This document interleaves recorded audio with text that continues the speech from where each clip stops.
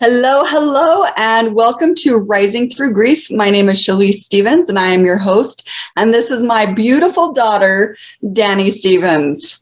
So she is actually the first guest on my show that I've had. This is now episode 5, and she is doing the honors of being my first guest. And last year, I wanted to have her on one of my other podcasts that I did to talk about her viewpoint of how she's navigating through the loss of her brother, which she actually didn't even know her brother yet, in the physical world, but she's definitely grown with knowing that she has an angel brother and has had a mom who has dealt with a lot of the trauma and the grieving period and all of that too. So welcome, Dani. Thanks for having me. Of course. Isn't she so beautiful? Oh, look at my little mini me. All right. So I guess we'll just start with, why don't you tell us a little bit about your side of the story and your perspective from knowing that when you were in my belly, whenever I would talk about your brother, you would do flips. And she would start to turn and she would do flips. So she's always had a connection with him in a spiritual sense, which has always been really good. She's my rainbow baby. So she was the one that, of course, was right after it was about 3 years after he passed. 4 years, sorry. She was born in 2008. He passed away in 2004. So she was born 4 years after he passed. And so what's your side of the story? How do you feel about knowing that you have an angel brother and a lot of the things that we've done in honor of him? Well, I don't really know how to describe it exactly, but it's like there was something that could have been, and it's like it was a possibility, and now it's like no longer. Like I could have had a bigger brother, but then he decided that it wasn't his time to be here. Yeah. And so he had to help us from above. That's right. Yeah. Well, and also I remember taking you to when you were about 2 years old. I took you to the cemetery and to the grave, and you were so excited to go and see your brother. You were so excited. And then when we got there, we sat and you're like, lift it up. You wanted me to lift up the marker and so you could meet him. And you were so upset and you just cried because you wanted to meet him and you weren't able to. And so that's always been, but you also were always drawing pictures when we would have family. When you would draw pictures of the family, she would always put Caleb up in the clouds. And so he's always been there, like you said. Yeah. So. Yeah, I think I have like a connection with him because like it feels like he's around, and it's not like it doesn't feel like I never met him. It feels like I did. Yeah. Like I remember, this is like a really vivid memory that I have. It was when DJ was being born actually, and I thought I was there, and I was standing next to someone who at the time I thought was my dad. But I'm pretty sure it was him, and I'm pretty sure it took me it was like an out-of-body experience to like witness that. Yeah. Well, that was really cool. I remember when she told me that we were driving to Vegas. We were going to California to see Grandma, and we were driving through Vegas. And I remember you saying that you're like, no, I was there when DJ was born. And I was like, honey, no, you weren't. It was in the middle of the night, and you were almost 4. So like you weren't at the hospital. And you're like, no, Mom, I was there. I watched the cord being cut and all this stuff. And I was like, she gave this whole description of what happened. And I was like, oh my gosh, like you totally just had your first spiritual experience that was like that. And so that was really cool. Yeah. So what else? How have you felt like I mean, and be honest, because I know that there's a lot of times when I've had a lot of emotional trauma or going through the grieving process, or I'll have a bad day or a sad day because, you know, he's not here or whatever. How do you feel about having a mom, knowing that like that's always going to be a part of it? How has that affected you? I don't think it really has affected me super much. Like, I just feel like I understand what happened to a certain extent, and like I understand where, like, how you're feeling and stuff. Where it's coming from. Mm-hmm. Well, that's really cool. So what are some memories that you remember as being the sister, like some of the things that we've done to honor Caleb? Going up to his grave every year for his birthday and for his death day, and like always like doing something. I remember like just for his 21st when we made him a cake. Yeah. And we went up to his grave and poured alcohol.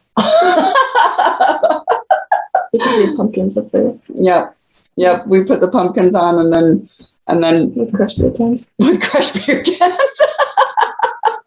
The pumpkin was throwing up. Yeah, that was just, let's see, it would have been, I guess, a couple years now.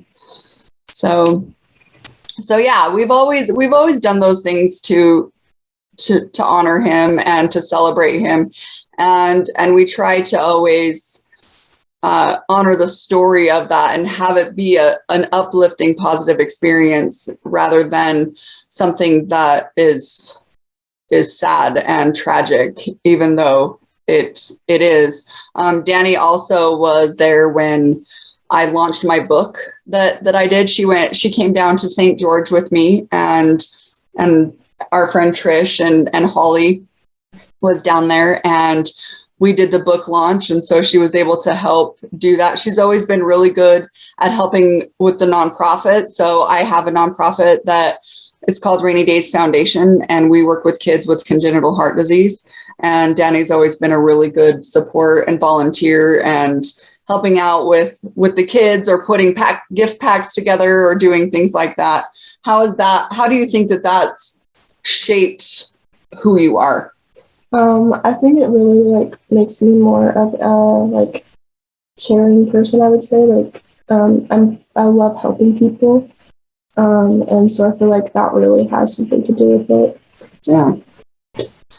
So there's a couple more things that I wanted to bring up with you as we're talking about grief and loss. And I do feel like you have been very blessed in your life. You haven't really had a lot of loss. However, you have had losses in your life. One of them would be us, your mom, your dad and I getting divorced. And the other one is you've lost your grandpa, and then also your great grandpa, which you weren't super close to, but your grandpa you were pretty close to, and you got to play the piano at his funeral. But talk a little bit about, let's start with the divorce. Let's start with how you've been able to cope and handle being in a broken home, as they call it. And do you even feel like broken home is something that you're in? Well, when it first happened, I didn't realize it happened until like 2 years afterwards. I just thought you guys were living separately. Yeah. So there was that. But when like I knew and stuff, I feel like. How old were you? Do you remember? No. You would have been, let's see. I guess it was 8. Were you 8? 7 or 8? Yeah. Because we lived together. So when her dad and I got divorced, we actually lived in the same house still for a year, actually. It was a little over a year that we still lived in the same house. And we did that to still be able to co-parent and manage the, family and everything like that. We just lived in separate bedrooms at that point. So, and then finally we decided to sell the house and move and go our separate ways. But yeah, I feel like I know that it's better that you guys are not together anymore. Like, sometimes it sucks going from house to house, but I know it's better that way. yeah. Have you felt that that you have any like emotional wounds from any of that you feel like you've had to work through, or that you're going to that's going to catch up to you later? Or? Probably going to catch up to me later. Right now I'm good. Well, and we have a very special relationship as well. I mean, we've been able to maintain a friendship, and even now with your new to-be bonus dad, we hang out together. We just helped you guys move again, and we've been able to create an atmosphere of love and support and everything like that, and for the families, which is good. So, and you've gone through. Mom's had a couple of boyfriends that I went through that that didn't work out so well, but now the one that we have, how do you feel about? I like it. Yeah. Pretty cool. Yeah. So that's good. And of course, his beautiful daughter that's your best friend and like sister, like soul sister from probably a previous life or something, because the day that they met, they were like inseparable. It was really awesome. And I wish she lived a little bit closer so we could spend more time. But when she's here, these guys are totally in sync with each other. It's really, and they talk every day on the phone. So yeah. So let's go a little bit into the loss of your grandpa, because that was probably the first death you experienced. I don't really remember a lot about it, to be honest. Like, that was 8 years ago. 2016. Yeah. 6 years ago. But I mean, you were, I guess, still. It was right after her dad and I had split, is when Grandpa Stevens passed. But he was sick, and he had cancer. And so there was definitely a lead up to it. I remember when I lost my first grandma, it was my great grandma. And I lost her when I was 8. And she lived in California though, and we were in Idaho at that point. So I never really got the chance to really get to know her. But I mean, we do have a lot of memories. She was from Holland. She had came over with her sisters and her dad and her family when she was a teenager. And she would sing. I remember her singing Dutch songs, and she would sing a lot of Dutch. I wish I could remember right now. My grandma will probably be able to remember. And just so you know, a little preview, my grandma, we're going to go visit her in a couple of weeks, and we are going to be able to have her on my show. So that'll be fun. Hear some of her stories. Maybe I can get her to sing the Dutch song.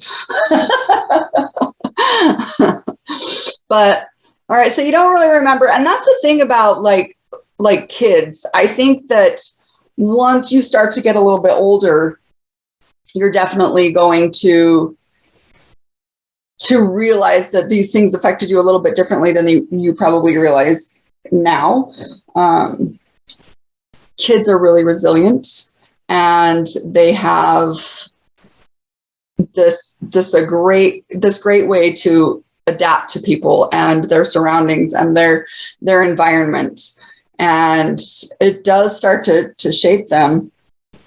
But Danny, what are some of your favorite things to do? What do you like to do, and how do you like to when you get stressed and things like that? What do you do to cope with some of those things? Usually I talk to like my best friends. Like I talk to Sierra or Miley or Jace.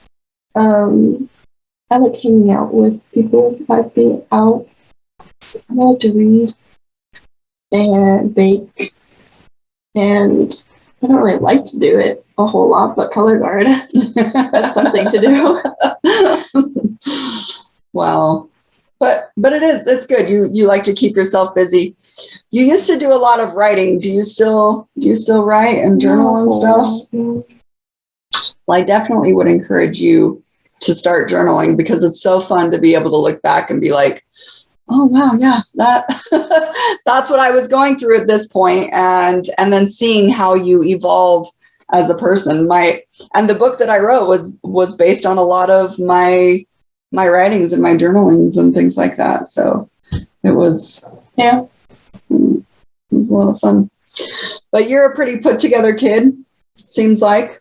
You've been through some stuff, but you're pretty solid. Yeah.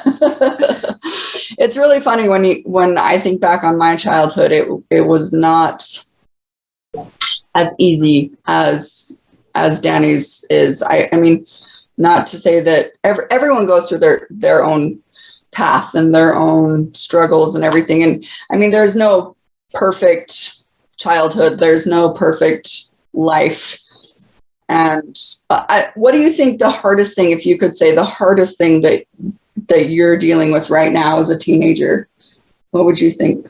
Probably what I'm going through with my dad. Okay. You want to talk about that a little bit? Not a lot, no. Well, let's share some of the things with what you mean, because you actually have a pretty good relationship with your dad, or at least you used to. You used to be daddy's little girl, and you were wrapped around his finger. She was dad, and she still is daddy's little princess, that's for sure. So the thing is that I'm going to say, because your dad is a really good guy and he's a really great dad. And I also think that there's a transition with teenage girls that they start to, because we have actually gotten closer since you've become a teenager in the last year and a half or so, which has been really cool, because not that, I mean, Danny and I have always been close, but we weren't like, I don't know. It's a different relationship. We're starting to form a different relationship right now. And it's fun to see that start to develop. But I think that moms and daughters start to grow a different type of bond, because I can relate more. I was a teenage girl. I know those feelings and everything that we're feeling, that about boys and about school and about friends and things like that weren't there. Dads can't relate to that kind of stuff, because dads have a different, they grew up differently, and physically things happen in their bodies that are way different than things that happen in our bodies and our minds and everything like that. So it's definitely a different connection that moms and daughters have than dads. And you'll grow. You guys will figure it out, because he really wants to be able to relate to you. And so just give it time, and know that you have a good dad, that I mean, he's always there for you. And he's really trying, and I see him trying to be able to be a good girl dad. Because it's not always easy, and I told him that from the beginning. Because I mean, he doesn't want to see his little girl grow up, so it's tough.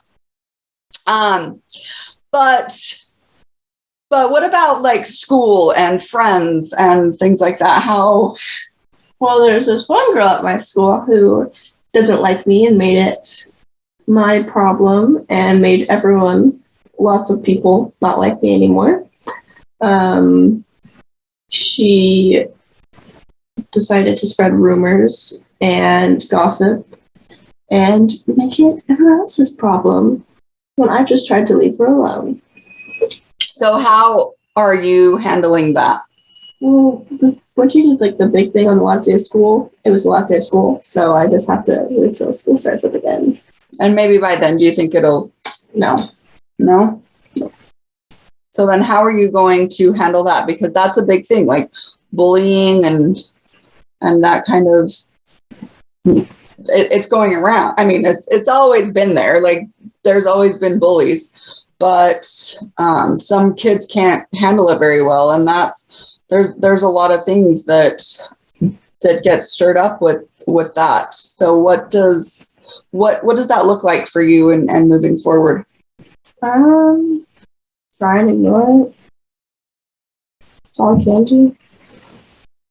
Make sure you talk about it and get different tips and advice maybe from people who have been bullied. Or do you feel like you're being bullied? No, she's just a mean girl.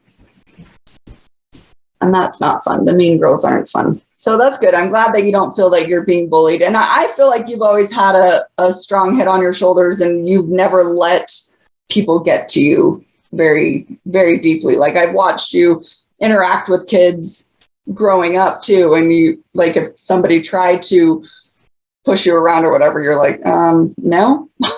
Like, so I feel like you'll get through this, but remember there's a lot of people that you can always reach out to and talk to. Always, if it starts to get bad, like there's nothing wrong with talking to an adult or teachers or the principal or whoever you feel most comfortable with to be able to handle it, because nobody wants to, especially the school system, they don't want to have bullies. That's unacceptable. And the whole mean girl thing, that's why women are given such a bad rap, because it starts so young. Like we feel like we have to compete with each other when really we need to just celebrate each other. And that's what I'm actually really excited about that Danny and I are going to get to do. Is one of the things that we're working towards is having a workshop for moms and daughters, and to be able to get communication and some skills and leadership skills and things like that. That'll be really good, that I wish I knew when I was your age. If I could go back knowing the things that I knew now, I know we all say this, right? If we could go back knowing the things that we knew now, life would be so different. So I feel like it's really great that not only are you willing to do this workshop with me, but actually help put it together, because I think that there's going to be a lot of insight that you can bring that's going to be really awesome to be able to share with other people. And